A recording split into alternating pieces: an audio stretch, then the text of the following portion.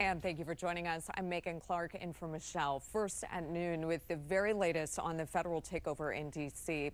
President Trump and Mayor Muriel Bowser are getting on the same page, and they agree that the surge of law enforcement is cutting down on crime in the city. 7 News reporter John Gonzalez has the latest on what D.C. leaders are saying. Yeah, the mayor says there's no denying that crime has dropped since this federal surge started 3 weeks ago. Overall crime down 8%, carjackings down over 80%, and police saying that a ton of guns have been seized and taken off the streets. But the mayor also says there is a downfall to this crackdown. Take a look. She took questions from reporters for about 45 minutes yesterday with Police Chief Pamela Smith. The mayor highlighted the drop in crime, but she told reporters that masked ICE and Homeland Security agents in neighborhoods have broken trust with residents, and National Guard troops from out of state haven't been effective, she believes. The mayor also saying she wants more MPD officers, prosecutors, and judges, not just outside agencies. To make sure that while we have federal resources, that we are strategically using them to enhance MPD's efforts and to make sure that we are getting the best outcomes for DC residents. While at the same time making sure that we're living up to our commitments to DC residents and protecting local control and our autonomy. That press conference coming just days after the president signed the 2 executive orders to expand federal control. The mayor says she raised her concerns directly in a meeting with the president yesterday, promising to push for more accountability in the weeks ahead. At Union Station, John Gonzalez, 7 News.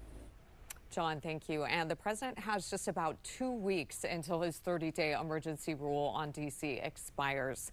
If he wants to extend it, he'll have to get permission from Congress.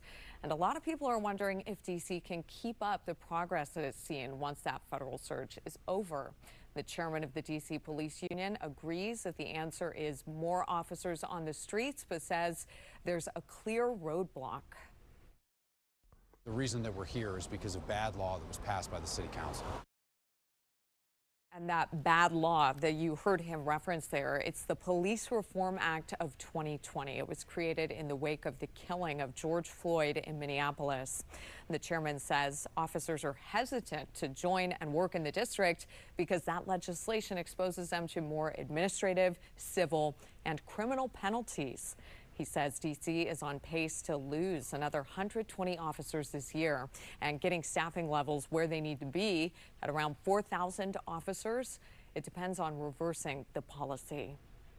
And since the takeover started, more than 80 people experiencing homelessness have gone to shelters. MPD Chief Pamela Smith says tonight they'll take a new census of the homeless population, and that will be the first since late January, which showed a 9% decrease over the past year.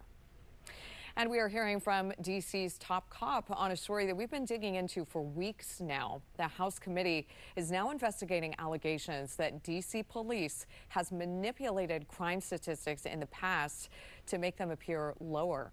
And here's what MPD Chief Pamela Smith had to say when she was asked about this yesterday. The chairman of the Government Oversight Committee, Comer, sent a letter to you recently asking for all kinds of things, all kinds of records, and for transcribed interviews with 7 MPD commanders. Are you cooperating with that? How is that going? We will cooperate. We have been cooperating, and we will continue to cooperate. And the committee is asking for a wide variety of records and interviews with the police commanders in all 7 of D.C.'s patrol districts.